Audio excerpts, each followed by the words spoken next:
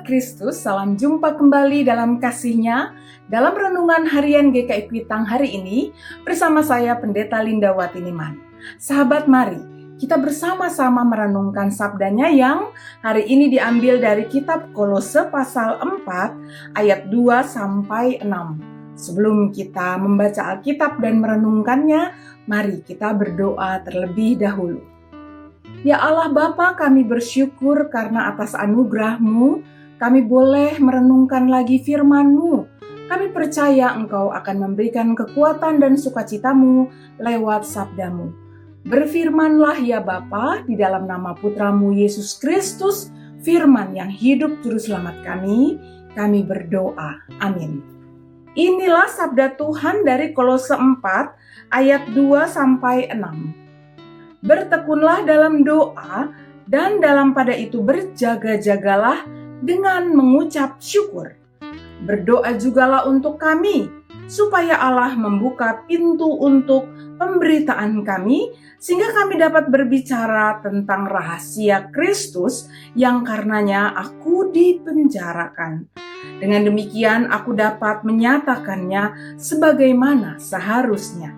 Hiduplah dengan penuh hikmat terhadap orang-orang luar, pergunakanlah waktu yang ada. Hendaklah kata-katamu senantiasa penuh kasih, jangan hambar, sehingga kamu tahu sebagaimana kamu harus memberi jawab kepada setiap orang. Demikianlah firman Tuhan. Berbahagialah tiap orang yang suka mendengarkannya dan yang memelihara dalam hidupnya sehari-hari. Sahabat Kristus, kadang kondisi buruk menimpa hidup kita. Mata kita hanya melihat yang buruk saja. Pikiran kita pun lalu menuntun kita untuk berpikiran yang buruk, lalu perasaan kita pun menjadi buruk. Wah, bagaimana ini mungkin terjadi? Ini gara-gara, lalu kita menyebut apa-apa yang buruk yang ada pada masa lalu. Kemudian sahabat Kristus, hati kita juga dipenuhi oleh kekecewaan, kemarahan, khawatir, kesedihan, dan lain-lain yang buruk. Mengkhawatirkannya pula lalu langkah keputusan yang diambil pun berdasarkan luka dan sakit hati, ataupun berdasarkan kekecewaan dan kemarahan. Sahabat, berapa banyak kita mendengar keluarga yang berantakan akibat semuanya ini? Berapa banyak anak-anak menyimpan luka karena luka yang ditularkan oleh orang tua mereka. Berapa banyak keputusan salah diambil karena dikuasai oleh kesedihan ataupun kemarahan. Nah, sahabat Kristus, ayat Alkitab kita hari ini berbicara dan ditujukan kepada jemaat yang baru tumbuh di Kolose. Jemaat ini, sahabat, sering dipengaruhi oleh keadaan yang tidak menyenangkan yang mereka terima dari sekitarnya karena mereka adalah murid-murid Tuhan. Ada anggota jemaat yang kelihatannya jadi goyah karena hanya melihat kesusahan melulu. Oleh karena itulah Paulus pada waktu itu ada dalam penjara lalu mengajari jemaat di Kolose ini yang sedang menghadapi tantangan agar mereka tetap berdoa. Mengapa berdoa? Karena hanya Allah saja yang memahami segala kesedihan dan keluh kesah umat. Allah mengetahui dan mengenal setiap kondisi umatnya. Jadi umat tidak perlu ragu membawa segala keluh kesah dan permohonannya kepada Allah. Berdoa dan memohon pembebasan dari Allah kiranya juga adalah wujud bahwa kita itu mengenal dan memahami diri kita ini sebagaimana adanya, menerima semua kondisi dan keadaan kita.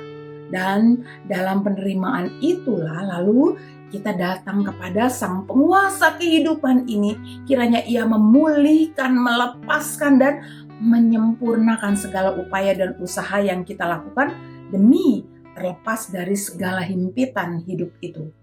Jadi pula doa juga merupakan sebuah kehendak dari diri kita yang berkata, walau dalam keadaan apapun, kita tidak mau terlepas hubungan dengan Allah.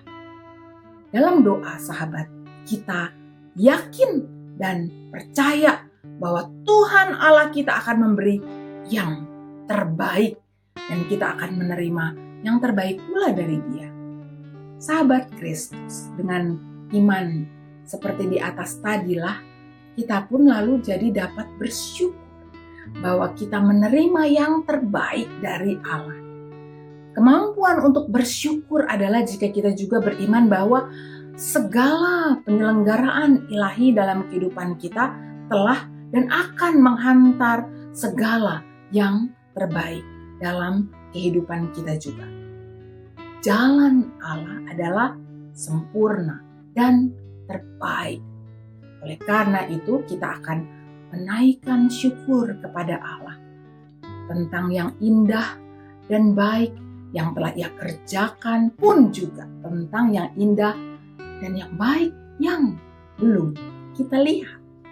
Jika hati dan pikiran kita dipenuhi keyakinan iman akan kebaikan dan kesempurnaan pekerjaan Allah, maka sahabat, kita pun akan dipenuhi oleh kekuatan dan semangat untuk melihat segala kebaikannya demikian banyak di sekitar kita. Nah sahabat, kiranya segala kebesaran dan kesempurnaan jalan Allah ini membuat kita dapat hidup semakin bijaksana.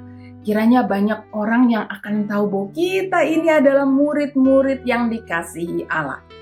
Doa kita, hidup kita, lalu dapat menyalakan kasih, sukacita, dan pengharapan kepada Allah dalam kehidupan sesama kita.